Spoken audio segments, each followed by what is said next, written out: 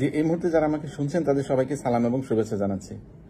দেখুন, ধারাবাহিকভাবেই আমি আপনাদের সামনে আপনাদের কিছু প্রশ্ন এবং সেগুলোর জবাব দেওয়ার জন্য হাজির হই। আজ ঠিক তদ্রুপ আপনাদেরই একটি প্রশ্ন এবং সেটার যে কনসিকুয়েন্স বা সেই বিষয়টার বিস্তারিত বলার জন্যই মূলত আপনাদের সামনে হাজির হয়েছে।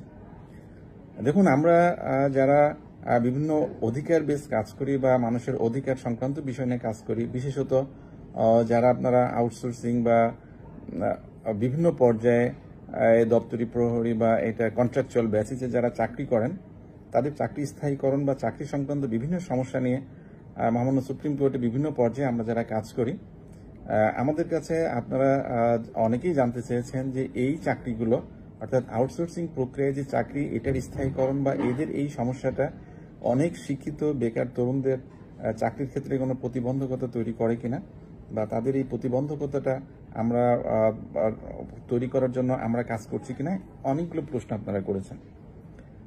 দেখুন, যারা বলতে চেয়েছেন যে আউটসোর্সিং প্রক্রিয়ায় যারা চাকরি করছে তাদের চাকরি সংক্রান্ত সমস্যাগুলো নিয়ে কাজ করলে দেশের প্রচুর সংখ্যক শিক্ষিত বেকার যারা আছে তারা তাদের বেকারত্বটা বেড়ে যাবে, এই প্রশ্নটা যারা করেছেন তাদের জন্য আমাদের বক্তব্য হচ্ছে যে দেখুন, আউটসোর্সিং এটা সময়ের পরিক্রমায় একটা ভালো সিদ্ধান্ত ছিল এবং এই সিদ্ধান্তটা যখন বাস্তবায়ন করা হয়েছিল তখন সরকার 2018 সালের একটি নীতিমালা করেছিলেন এবং সেই নীতিমালায় কিছু সেক্টরে সরকারি অফিসে আউটসোর্স বেসিসে একটি জনবল সরবরাহ করা হয়েছিল, যেটা টোটালি একটি চুক্তিভিত্তিক বা টেম্পোরারি পর্যায়ে।